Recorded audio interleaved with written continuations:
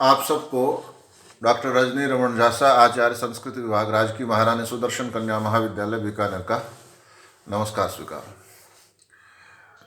हमने भू धातु का लंग लकार में अभवत, अभवताम, अभवन में से अभवत, अभवताम दो रूपों की सिद्धि कर ली। तीसरा रूप है अभवन। तो जैसा कि आपको पहले बताया गया कि जो भूतकाल आज के पूर्व हुआ है उसमें लंग लकार होता है, उसको अनद्यतन भूत कहते हैं।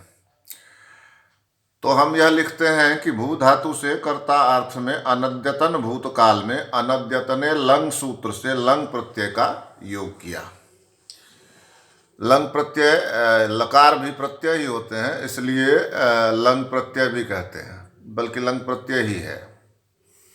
चूंकि सब में ल ल ल है, लंग कहिए, लट कहिए, लोट कहिए, लिंग कहिए, लृंग कहिए, लुंग कहिए, लंग कहिए, लृट कहिए, सब में ल है, इसलिए इसको लकार नाम से जाना जाता है। वस्तुतः ये प्रत्यय ही है। तो लंग प्रत्यय का योग हुआ। लंग में 3 अक्षर है, ल, अ और ङ। कौन से 3 अक्षर है? ल, अ और ङ। अ की उपदेशे जनुनासिक इत सूत्र से इत संज्ञा हुई और ङ की हलंत्यम सूत्र से इत संज्ञा हुई। तो आप लोगों को कई बार बताया जा चुका है उपदेशे जनुनासिक इत क्या है और हलंत्यम क्या है। तो बार बार बताना भी ठीक नहीं है, उससे फिर आपको याद नहीं होगा, इसलिए आपने भी प्रयास करना चाहिए इन चीज़ों को समझने का। तो और ङ की संज्ञा हो गई और तस्य लोप सूत्र से उनका लोप हो गया। क्या बचा? ल। भू प्लस ल हो गया। अब इसी ल के स्थान पर तिंग प्रत्यय आएगा और रूप कौन सा है? रूप है परस्मय पद के प्रथम पुरुष का बहुवचन अभवन। भू धातु में लंग लकार में प्रथम पुरुष का बहुवचन होता है। तो तिप्तस जी सूत्र से ल के स्थान पर बहुवचन का प्रत्यय कौन सा है? झी। झी, झ और छोटी की मात्रा झी, तो झी आ गया, तो भू प्लस जी हो गया। अब आपको याद होगा, चाहे भवंती पढ़ा हो आपने, चाहे भविष्यंती पढ़ा हो आपने, झी के झ के स्थान पर क्या आता है? अंत। आधा न हलंत, अंत। और झी में चूंकि ई है तो वह अंत में ई मिल जाता है, तो अंती हो जाता है। तो झोअंत सूत्र है। तो झोअंत सूत्र से ल के स्थान पर क्या आया? झी के स्थान पर क्या आया? झी के झ के स्थान पर अंत आया और ई से मिलकर अंती हुआ, तो क्या बना? भू प्लस अंती। अब यहाँ एक विशेष बात यह आती है कि लंग लकार जो है वह गित लकार है। क ख ग घ ङ, गित। लंग में गित है, ङ है, तो गित है। तो गित लकार में क्या होता है? हमने अभवत में भी पढ़ा था, याद अगर हो आपको। गित लकार में ई का प्रत्यय की ई का लोप हो जाता है, तो अंती की ई का लोप हो गया, तो क्या बचा? अंत। आधा न और हलंत त, ई का लोप हो गया। अब यह जो अंत है यह किसके स्थान पर आया? अंती के स्थान पर आया। तो जिसके स्थान पर आता है, मतलब नहीं, जो अंत है यह अंती का ई, अंती का के ई का लोप होने से बना है। तो एक देश विकृतम अनन्यवत कहते हैं कि अगर एक देश थोड़ा बहुत अगर विकृत भी हो जाए, तो निकल भी जाए, तो उसके मूल रूप में कोई अंतर नहीं पड़ता है। तो ये अंत भी अंती के समान ही है। तो तिंशित सार्वधातुकम सूत्र से अंत का क्या हुआ? उसकी अंत की क्या हुआ? अंत की सार्वधातुक संज्ञा हुई और उसके परे रहते भू से परे कर्तरी शप सूत्र से शप शप का आगम हुआ। शप में श और प, श की लशक को तद्धित सूत्र से और प की हलंत्यम सूत्र से संज्ञा हुई। ये कई बार बताया जा चुका है आपको, इसलिए इसको बार बार समझाना भी बहुत ठीक बात नहीं है। तो श की संज्ञा लशक तद्धित से हुई और प की संज्ञा हलंत्यम सूत्र से हुई। दोनों तस्य लोप से दोनों का लोप हो गया, क्या बचा अ। क्या बना? भू प्लस अ प्लस अंत। अब अ जो है वो शप का है, शप शित है, श की संज्ञा हुई है, तो तिंशित सार्वधातुकम सूत्र से अ की सार्वधातुक संज्ञा हुई। उसके परे रहते भू का जो ऊ है उसका गुण हुआ ओ। सूत्र कौन सा है? सार्वधातुकार्ध धातुकयो। तो भू के ऊ का ओ हो गया, तो क्या बना? भो,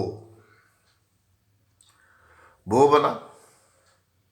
अब भो प्लस अ प्लस अंत हुआ।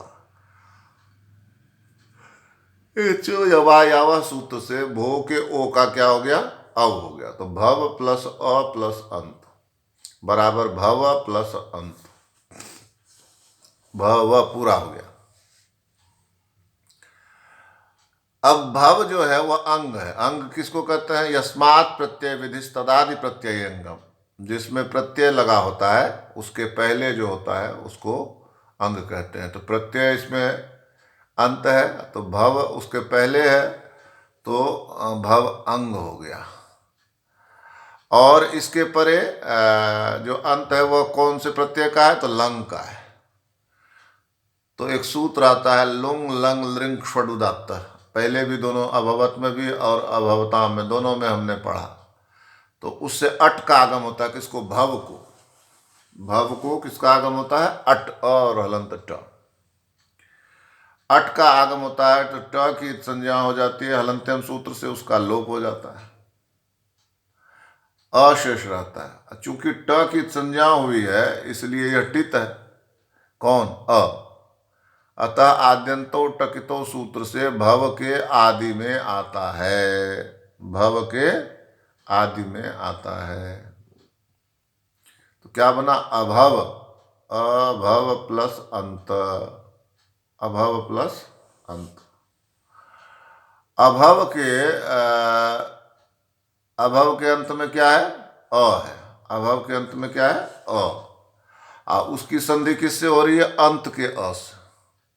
अभव के अंत में अ है ना, और उसकी संधि हो रही है अंत के अ से। तो अ और अ दोनों मिलकर क्या बनाएंगे? तो अतो गुणे सूत्र है।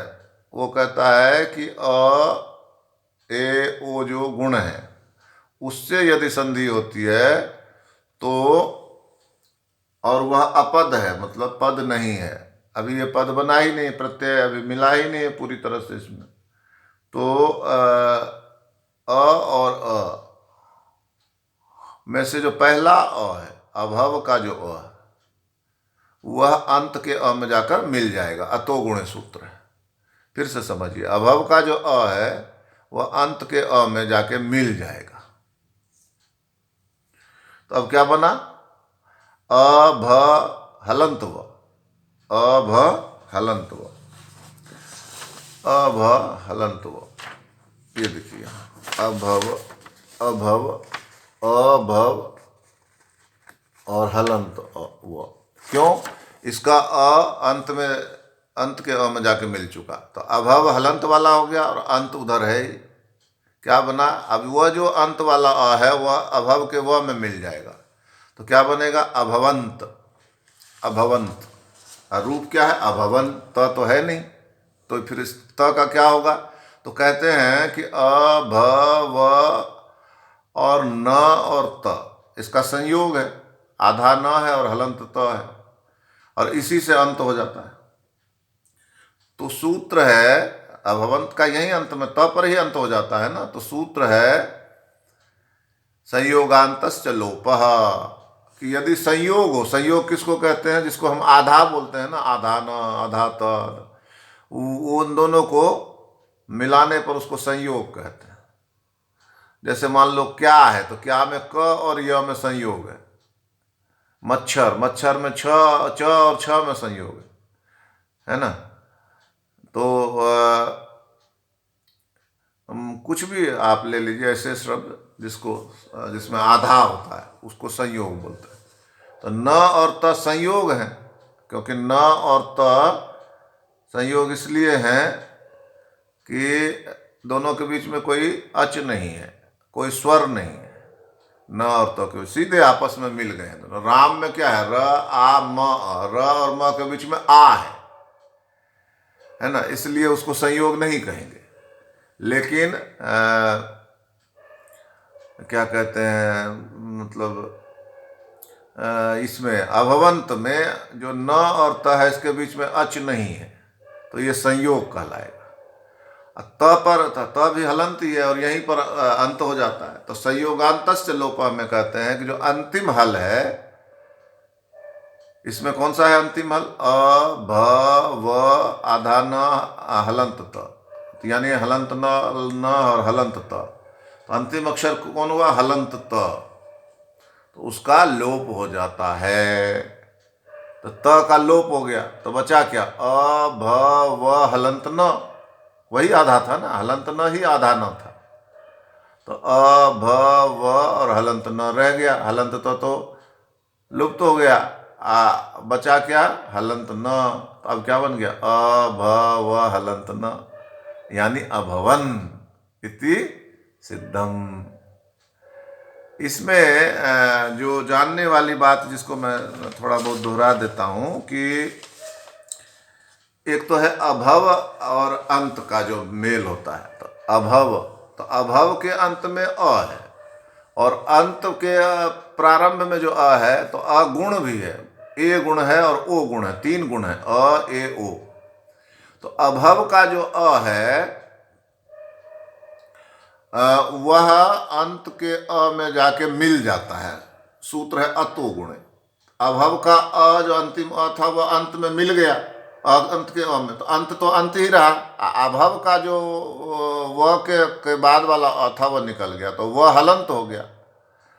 व और अ मिलके ही व पूरा होता है, जिसको पूरा बोलते हैं हम। क और अ मिलके ही क पूरा है, ट और अ मिलके ही ट पूरा है। तो अ को निकाल दिया जाए तो ट हलंत हो जाएगा। तो उसी तरह से व में से अ निकाल दिया जाए तो वह हलंत हो जाएगा। तो अभव, अ भ और हलंत वह हो गया, और उधर अंत है, अभव अंत, अब मिला दिया तो अभवंत।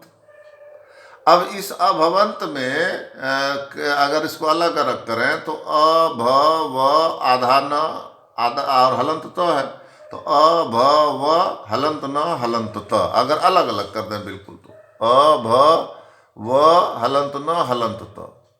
संयोगांतस्य लोपः ने कहा कि अंतिम जो वर्ण है संयोग में, संयोग कहते हैं जब बीच में अच नहीं आए। तो न और त के बीच में कोई अच नहीं आ रहा है, कोई स्वर नहीं आ रहा है, तो इसको कहेंगे संयोग। तो संयोग होने पर अंत में कौन है, त, तो त कहलाएगा संयोगांत। अ भ व हलंत न हलंत त। तो हलंत न और हलंत त में से हलंत त कहलाएगा संयोगांत, क्योंकि वह अंत में है। और संयोग भी है, न और त का संयोग है, बीच में कोई अच नहीं आता है, कोई क्या कहते हैं उसको, कोई स्वर नहीं आता है। तो इस प्रकार से त हो गया संयोगांत, और संयोगांतस्य लोपः सूत्र से त का लोप हो जाता है, होएगा लोप। क्या बनता है, अ भ व न हलंत न, त का तो लोप हो गया, तो अ भ व हलंत न, तो क्या बना, अभवन इति सिद्धम। इस तरह से हमने इसका अभवन रूप की सिद्धि करी।